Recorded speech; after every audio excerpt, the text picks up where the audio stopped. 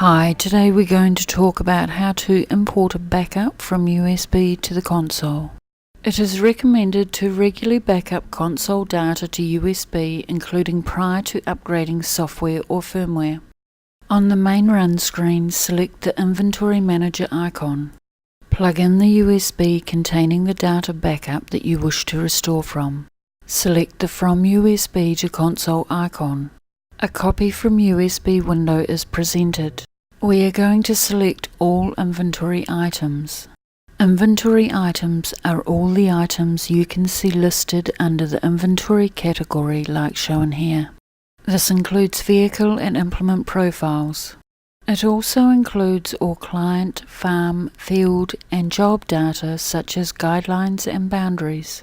If VRC prescription maps are present in the backup on the USB, these will also be copied to the console.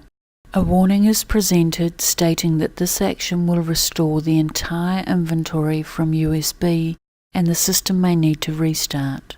If an item with the same name already exists on the console, do you want to skip or overwrite?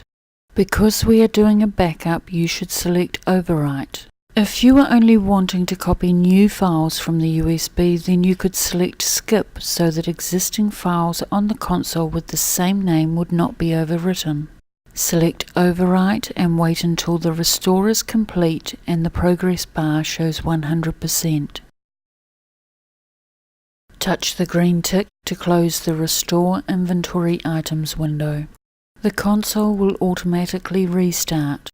It is important to safely eject the USB from the console before unplugging.